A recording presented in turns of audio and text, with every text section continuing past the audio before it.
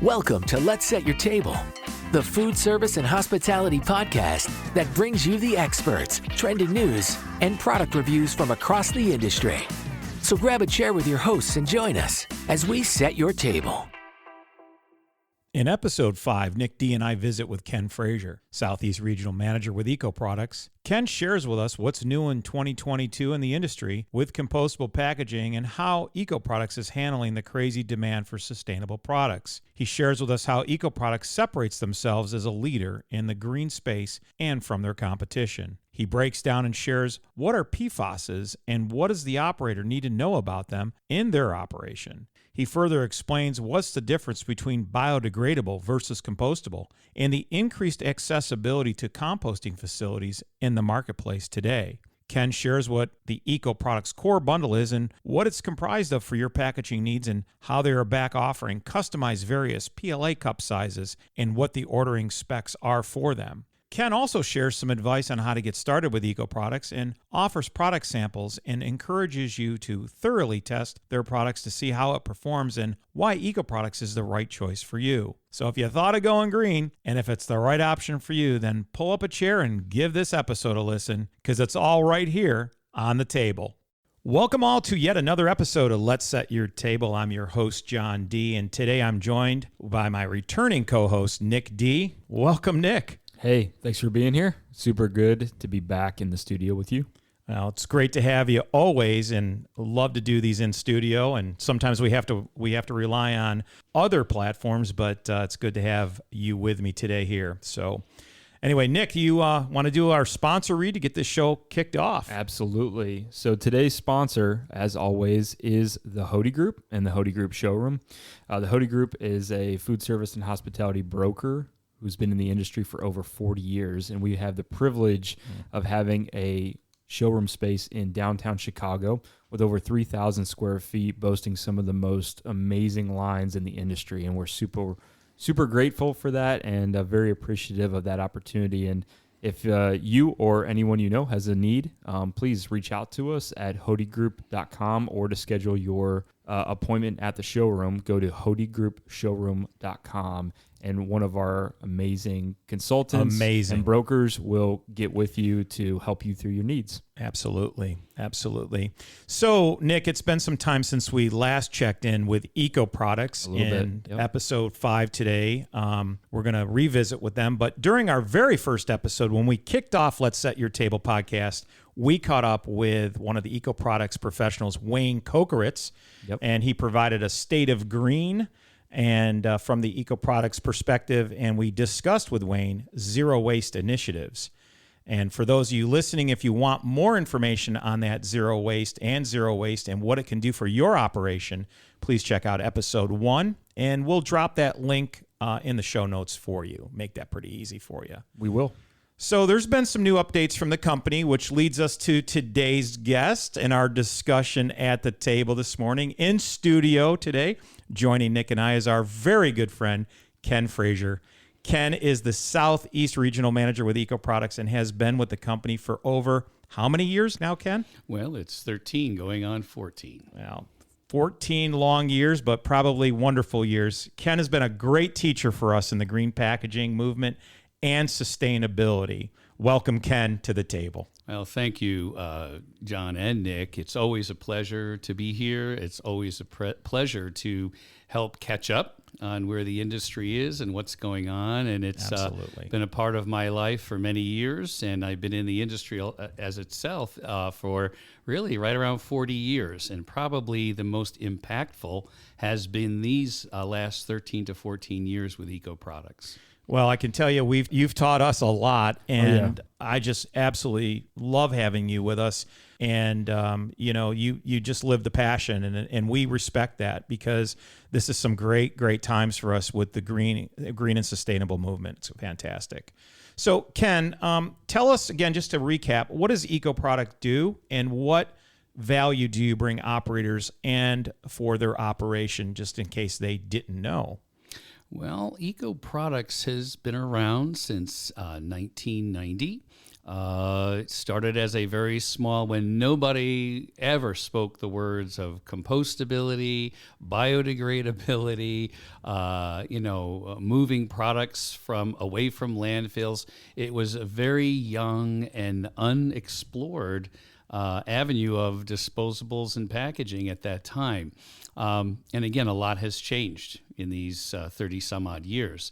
So as far as where we're going, how we started, and the movement forward, there's been a lot of changes. And especially as we look past this, coming out of these last 2.5 years through COVID and all the changes in the industry itself, eco products is still emerging and growing, and we have seen many, many major shifts in the food service industry when it comes to packaging. So there's a lot of exciting news to share today. Well, with that being said, Ken, and that great news and a lot of things have been going on, what's the current state of compostable packaging right now in our industry in 2022 after coming through the last couple years and very crucial years, as we all know what took place then, and how is eco products handling this crazy demand now for sustainable products? Well, there's a lot of facets to that question, a lot of factors that have affected change. Some things initially temporarily slowing everything down, and almost like an entire reset. I look at it as a reset of the industry. Where do people want to go? And it really turned out to be more of, what can we get our hands on more than anything else, because of all the major supply chain shortages and all of that. It really was a challenge. What I can say has happened, though, in those 2 to 2.5 years, the growth of our industry on the sustainability side was massive. And I can't explain to you exactly what happened, because I think everyone's thought would be people were going to recoil back, because it would have been the easy thing to do, to go back to foams and plastics and all of that kind of thing. But we saw a real resurgence toward the basic stuff, containers and clamshells and, cups, whatever they can get their hands on that was still telling the right message. So I can honestly say we were pleased to see that and not see a reversal of where we were headed, because the industry prior to COVID was very robust, very much growing, a lot of innovation and changes. The COVID pandemic and the supply chain issues slowed everything down, but almost to I feel a good sense to where everyone was able to rethink, relook, re-examine, retool, to be able to now go forward with better ideas and improvements to product lines and so forth, and additions to come. So I think in many respects, this the crazy demand for sustainable products is here. It's growing exponentially, and Eco Products is glad and really honored to be a part of that. Absolutely. Well, we're honored to represent you, and we always have been, and it's just been a great run, and what a great recap for the last 2.5 years. That was fantastic. Ken, could you share maybe just one or two success stories that you've had from customers where you've had a great impact and your company has had a great impact to their green commitment and their initiatives as a corporation or as a group? Well, we have several. Again, Eco Products operates on a national USA level, Canadian level, overseas, the Caribbean, in Europe as well. And in those times, we have seen a continual growth and aggressive move in that direction. So, as far as, successes go, still national chains have come on board. Concepts that are developing fresher foods, better food options, healthier food options, that has allowed them to marry again, as we did before the pandemic, marrying the packaging to the food. and marrying the concept and mission statement of healthier choices, better choices at the counter of what you're going to eat, putting that in packaging that holds up that statement by the operator. We've seen that throughout the industry in, again, national chains, even down to the small mom and pops. It hasn't affected that. And so we're proud to say that, we, in spite of the difficulty of supply, we were able to keep up with as well as we could with at the time, keeping up with the demands that the operators and end users have had. Well, that's a credit to them that they've made that commitment, because as we all know here, the hardest thing for us to get that operator to do is make that commitment. A lot of people talk about it and their operational staff talk about it, but it's another to do it and to actually roll that out. So I think it's a conversation that is sometimes uncomfortable, but it's an important one. And I think sometimes, especially for those of you who are listening that may be in the same boat, you don't really know how to take that step and how to make it possible. And that's where I feel like using resources like us at the Hody Group that can maybe help you through other categories to find savings would really benefit your operation to where you can take this step that is important to your group. And we've done that. We actually have ways, and stay tuned to our future episodes, because we're going to talk a lot about how to save operationally to purchase packaging and services that Eco Products offers. And Ken, in your conversation, you mentioned so far that a lot has happened over these last couple of years, and I think one that has shown us is that through the need to diversify, and companies that maybe didn't have a sustainable packaging line came on board during the pandemic. So as a representative of Eco Products, what separates Eco Products from these new green competitors or ones that have been in the industry for some time? Well, again, another good question with a lot of facets to it. And I appreciate that. And just thinking about what you're asking me here, I think probably one of the largest strengths of Eco Products in the industry is our longevity and maturity in the industry. We've had boots on the ground for a long time and gathering information, examining and testing and looking at what is needed in the industry. We are a go-to company for all the big major contracted businesses that, work on colleges and university campuses, hospitals. It goes on and on and on. We are who they come to because they're looking for solutions. And we have the capacity, the largest capacity actually of any company of its kind on a national basis and even worldwide. Eco Products is the number one leader in this industry and is continuing to move further and further deeper into that direction and expanding its capabilities. So I think as far as what we are, what we do, what we can do is continuing to evolve, and how we interact with end users, how we listen to. We have a team. Again, as I've shared in the past, we just don't make green stuff.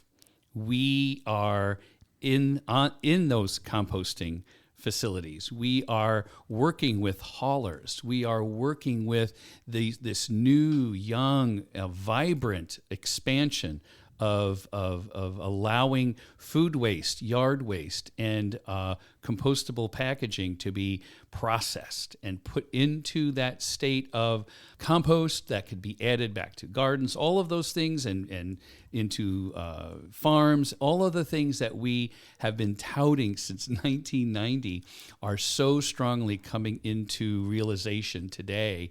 And again, we have a whole team of PZWs, product zero waste managers that go out, and they know the legislation region by region, state by state, local municipality by local municipality, so that for operators and those in those markets are keenly can be made aware of what they have available for them to help close that loop, which has always been the goal of eco products. Again, not to just make this stuff, but to close the loop so that it has an end-of-life solution. Yeah. And one more question, just to piggyback off of what you said, Ken. Can you talk a little bit about the separation from other companies where, talk about the marketing that goes with when you buy a piece of eco products? What does the marketing come behind that? What comes with that? The marketing services. Right. Well, we have in our catalog, we have on our website, we have the pillars of who we are and what we offer.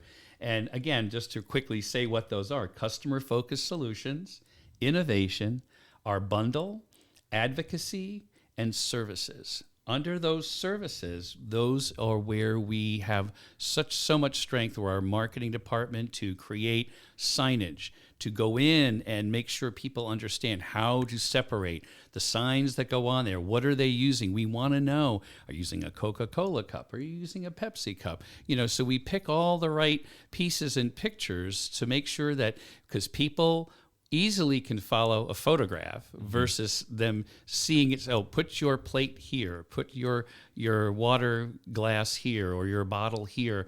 When you show a picture with an arrow going into the can, it makes it a lot easier. I mean, we offer so many services at no charge because our goal is to educate, familiarize not only, the operator, but also to help familiarize and educate their constituents that come in and buy their food, and then to on a broader scale, where outside of that, people are seeing something happening. The general public becomes more aware that there is a real solution here to our waste, and this is the best way to go. So yes, marketing is something Eco Products has very heavy on its roster for being successful.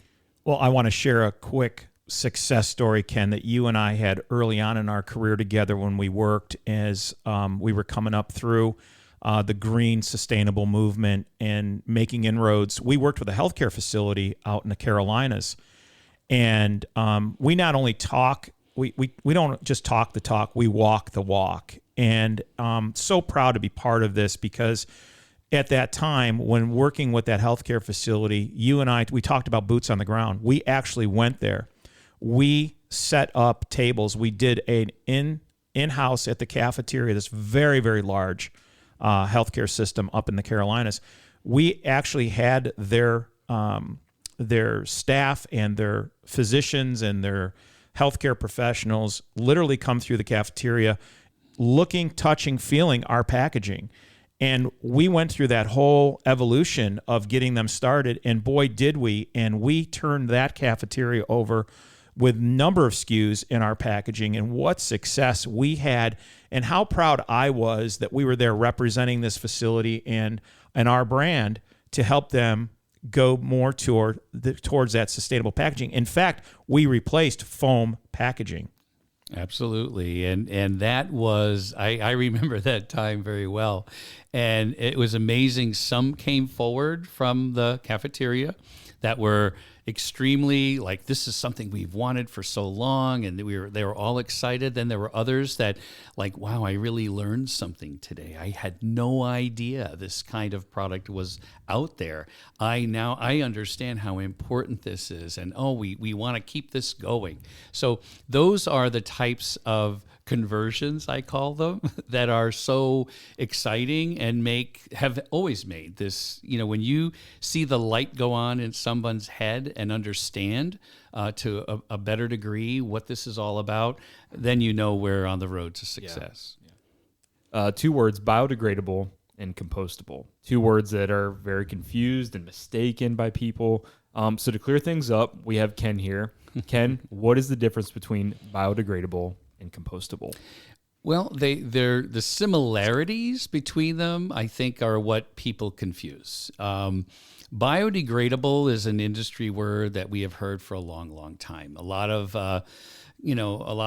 distribution partners that are out there selling products use that in their third line descriptions. And we've worked at trying to make that change so they stop using that word.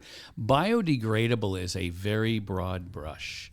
And like I've always told people at shows, and well, this is biodegradable. And I always say, well, we all are biodegradable. I'm biodegradable. This table is biodegradable. The chair that I'm sitting on is biodegradable, because eventually, over time, where biodegrading does not give a definitive time span of, end of life, it could be hundreds of years, it could be thousands of years, depending on what the substrate is made out of and how and where its conditions are. So it's a broad term, and unfortunately in the industry with sustainable packaging, there are companies that well to use that word to not purposely maybe deceive, but to kind of skirt the main issue, okay, where compostability has a time frame.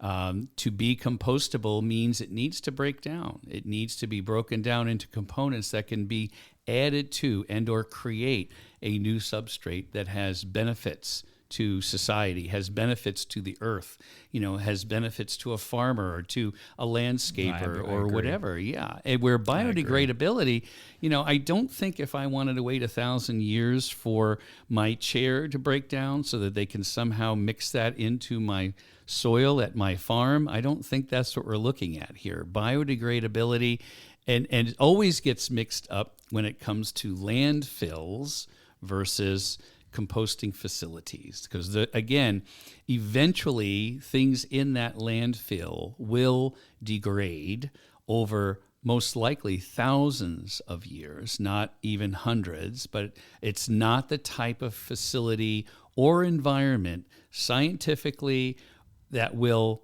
do that job. It's void of moisture, it's void of oxygen, it's void of microorganisms for the most part, and it's more problematic.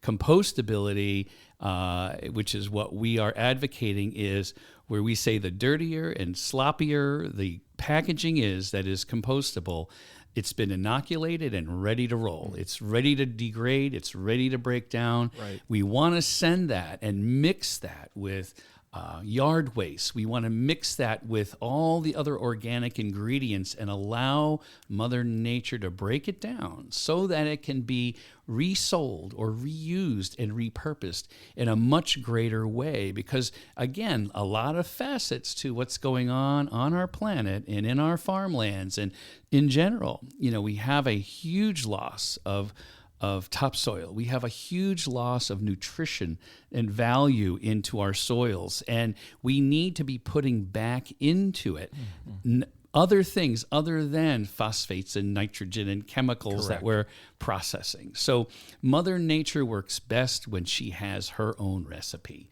and that's what we're all about, is adding to her recipe. Could you give us, and those listening, a quick update on compostability, and what's the accessibility like in the marketplace? Has it gotten better? Absolutely. It's so funny. If we go back to 1990, if you said there's a composting facility, is there one in my area? People go, oh, what? What is a composting facility? Yeah. Today, nationally, again, this has begun to get the attention. If there's a way of processing food waste with disposables and yard waste and making money, capital venture companies are popping up everywhere. There are phenomenal, and I think Wayne probably has alluded to this when he was in your prior podcast talking about zero waste and facilities. He did. They're growing everywhere, all over the United States, all over in Europe. It is not a niche market anymore. It is expanding and growing. It is a moneymaker. Again, if you're going to do something, people aren't just doing this to save the planet, but they're wanting to make a living, and they can make a living. And, it adds to the value of what's being done. And again, the expansion of this industry is happening all over.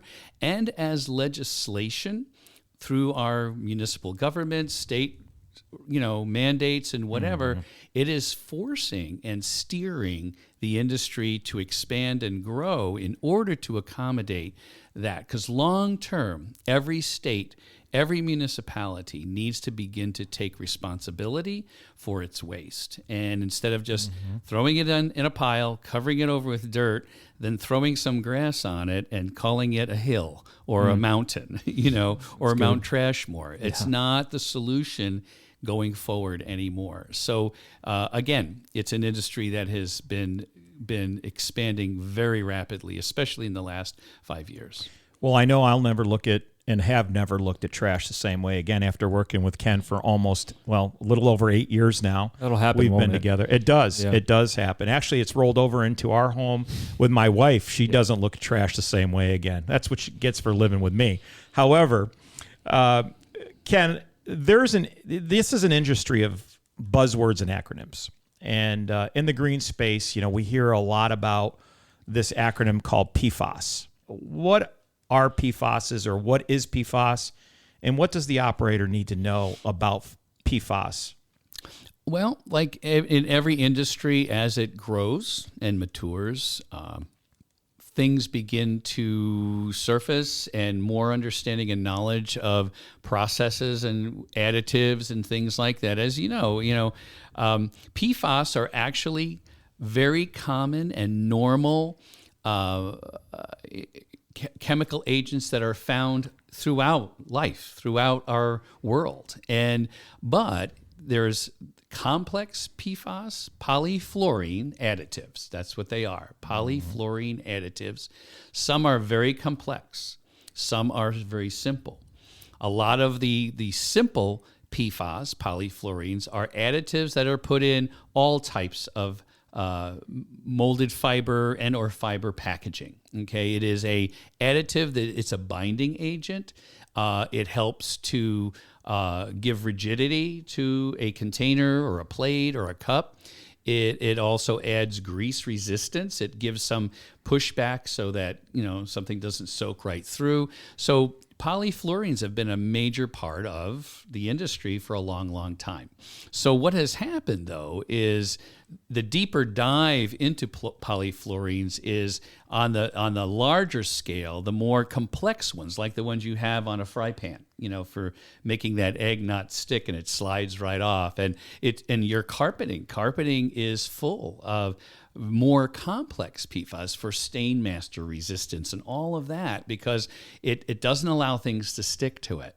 Well, those fibers and PFAS are being found throughout the world, in our oceans, in our soils, in our it's all in our clothing. Most of our clothing is made of some type of a synthetic, and again, they put PFAS in there for stain resistance and all of that. We're familiar with those buzzwords that are been advertised, but long-term and deeper dives into these more complex PFAS have discovered that they can be carcinogenic. They can be harmful.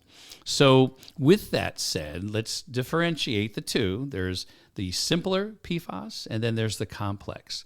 The industry as a whole, with compostables and or any kind of paper plate or whatever, even if it's not compostable, a lot of times PFAS are used, the simpler ones, and are FDA approved and all of that. But as any industry, why not get rid of it entirely? Let's not play around with PFAS, simple PFAS, complex, and let's move away from that to additives that are approved, meet all the capabilities and all of those things. So PFAS are now being looked at. This was prior to COVID. It was becoming much more of a centerpiece to look at. And then with COVID, everything kind of stopped. But now that COVID's passed, in that regard, for the most part, it's back, and people the legislations on state levels, local levels are looking at, we want to eliminate this entirely. So that is something prior to COVID, and actually it was 2 years prior to COVID. Eco Products was already involved in their R&D to develop formulations that meet all the criteria of, and this is what it is, less than 100 parts per million. 100 parts per million. And We have various types of certifications to make sure. The biggest one is BPI, the Bioproducts Institute. They're the ones that are driving this PFAS free, and it's never 100% free, but it has to fall into that 100 parts per million, which is not a whole lot, because that's almost like what's natural in nature. So with that said, that's where EcoProducts was ahead of that curve. With COVID, things delayed, but now we're back where we are moving toward an entire product line to replace all of our fiber products with PFAS free that are BPI certified, tested, tried, and true to be 100 parts per million or less. And that's going to be a game changer in this industry. When Nick, you were asking me earlier about our competitors, everyone, if they're going to fall under that compliance, has to prove that their products are that. And that means they have to be tested by that third party, BPI, to say that they are that. So very important. So important. And that knowledge and that education that we just heard, we hope it's a benefit and for all of those of you that are listening, because a lot of this doesn't get passed down, and you don't hear about this until local municipalities or they come knocking on your door saying, hey, you need to be this compliant by this date, and you don't know what to do. Absolutely. Ken, let's talk specifically now about green packaging.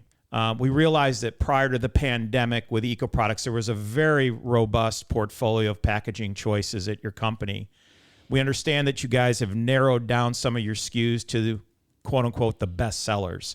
How has this changed your portfolio of packaging options, and what does a core bundle look like today?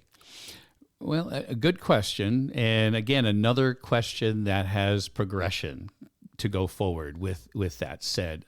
Again, during the pandemic, during the major collapse of a already very delicate and sensitive supply chain worldwide. It wasn't just a USA problem. This is a worldwide problem. It was already very delicate and very difficult to work with. The pandemic just brought about more problems. So what we were forced to do, and I think most manufacturers were forced to do, is to scale down their bundle to what we called our core bundle, the most popular, most valued items to be sold in order to move food in packaging for to-go programs, college campuses, hospitals, universities, you name it. So the things on the periphery of that, like you brought up earlier, John, the Worldview line, which is totally dedicated to packaging for on the go, grab and go. And in there, you have smaller pieces and components that go with those larger bowls, larger rectangles, larger ovals with lids and all of that. Some of those, because they weren't the biggest mover, we put into what I called temporary suspension, because we needed, because of the container issues overseas, we had to make room for the items that were needed most. And for production, when you had factories closing down because of illness and all of that, that added to the complexity of getting products made. So the core bundle is probably 200 and some odd items of what we would consider, in your hot cups, cold cups, grab and go, plateware, dinnerware, things like that were the big movers and had the highest volume. They were given precedence over anything else to be made and to fit on a container to get over here. Now that we're seeing improvements to container fulfillment, we're seeing improvements to the factories working at full capacity, we're beginning to see where that's going to change. So as far as core bundle, that's what our core bundle is right now. As far as the future of that bundle, it will expand once again. Okay, so for those listening, if you'd like, check out the core bundle and the guide that we have, and just let us know here at the Hody Group. And all of our contact information is in the show notes below if you'd like to request that. We'll drop that link. They're even better. Core bundle link. We'll drop that link. There you go. Just to make it easier for everybody listening. That way you guys can browse as soon as this episode is over. But Ken, as you talked about the core bundle, one of the products that was part of that and for a time was experiencing some shortages across the industry were the PLA cups and PLA in general. Have those made a comeback, and are they now more readily available from Eco Products? Absolutely. In fact, again, from this pandemic, a lot of R&D on our side is looking at what can we begin to move, especially with what we experienced because of supply chain issues and container issues and all of that, and ocean freight, is what can we bring domestically to the United States? Well, our PLA cups are actually our 9, 12, 16s, 20s, and 24s, and lids and so forth. They're all being made here in Chattanooga, beautiful Chattanooga, Tennessee. We have a large supply of the resins, and so we are producing, and we have a full supply. We have been back on board, I would say, for the last, at least 3 or 4 months now, with strong supply on those core type of PLA cups. And again, in the green stripe, but now we just added back our ability to customize those cups. Eco Products has invested $5 million into a brand new state-of-the-art high-speed printer that is in Chattanooga being installed, but they also are printing now. So we are actually taking orders, again, with parameters. And again, I think that'll be listed, John, on your site. What are our minimums? What are the requirements for that? And we are printing now, I can very quickly say, up to 6 colors. Our MOQs are 90 plus cases, and the lead times are around 8 weeks. So that's not bad. Yeah, at that's all. not bad at all. And Not at all. we're really excited to ramp up and move into that, a domestically made PLA cup that is, bar none, one of the best in the industry. Absolutely. I agree. We see that, and I think this is so timely and so great that while everything was going on the last few years, Eco Products was working on this because during the shortages, even before COVID, with PLA across the globe, a lot of golf courses, hospitality venues loved these cups, and we loved selling these cups, and they're great. And now the fact that they're back, I think it's a lot of business that people are looking forward to, bringing back in.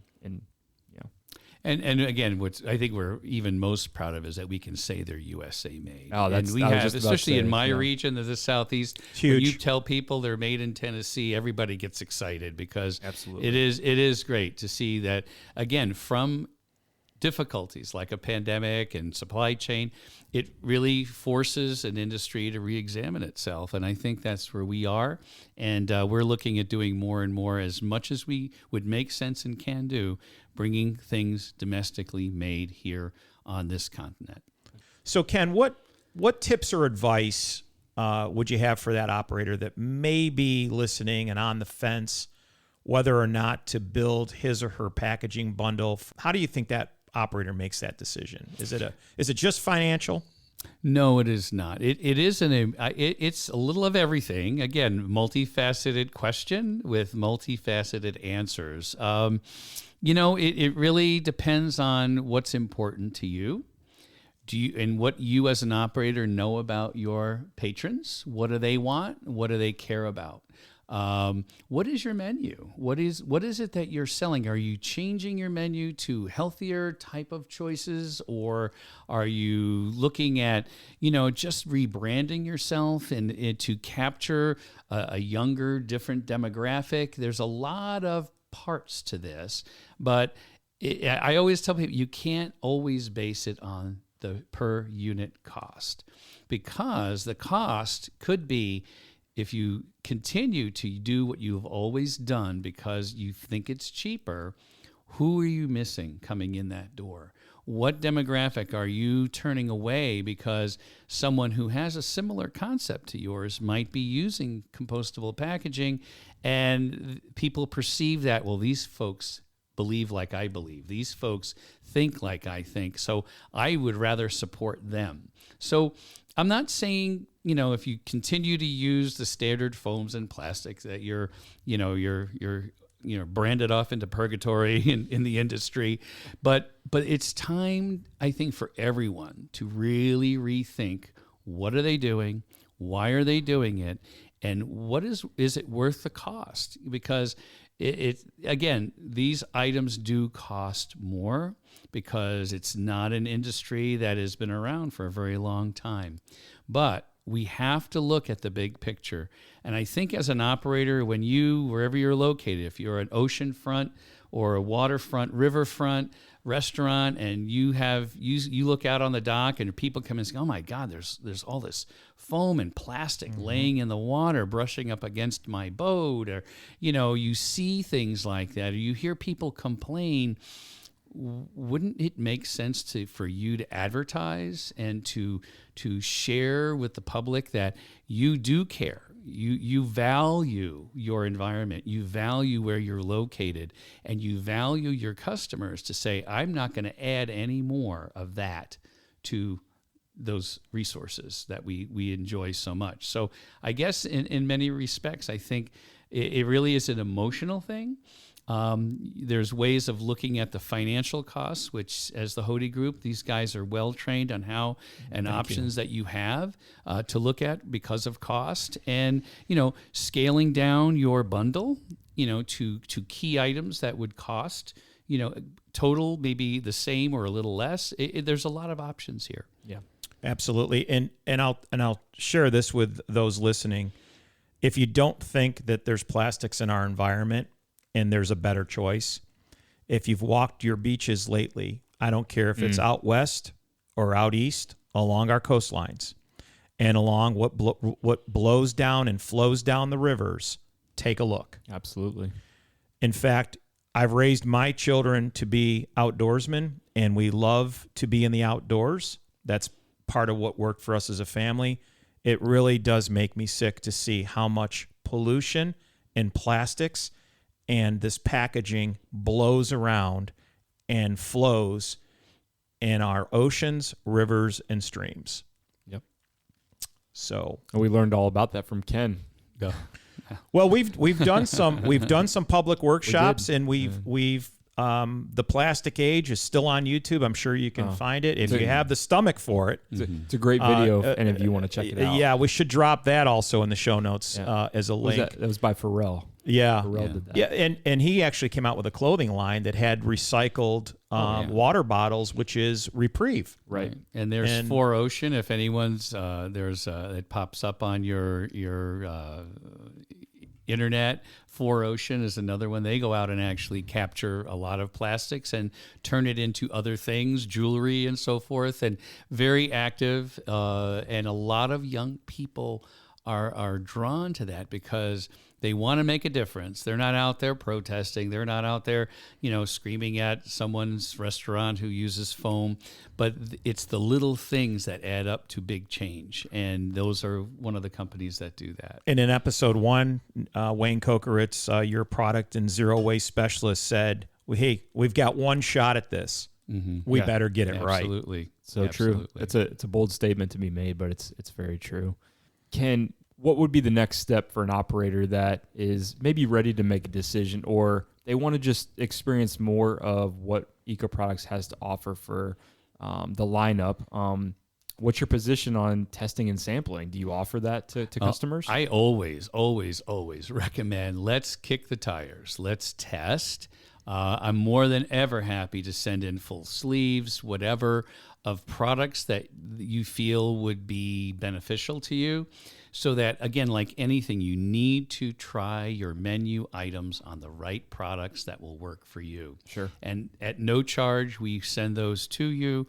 Again, your broker sales reps in market can help support what you want to do with that and help you make those decisions.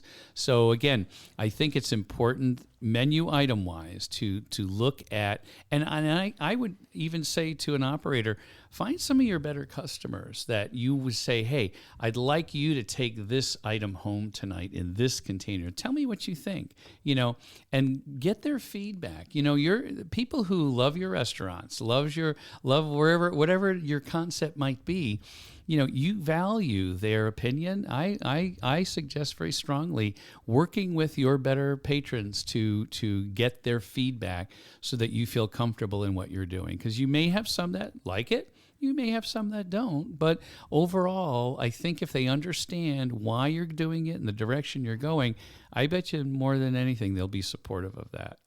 Absolutely. Yep. And if you do need samples, please reach out to us at the Hody Group. We have coverage in most of the country, and please just reach out, and we'd be happy to discuss your packaging needs with you and your opportunity. And we'll get it taken care of for you. That's for sure. Well, Ken, thanks so much. What an informative episode and session this has been.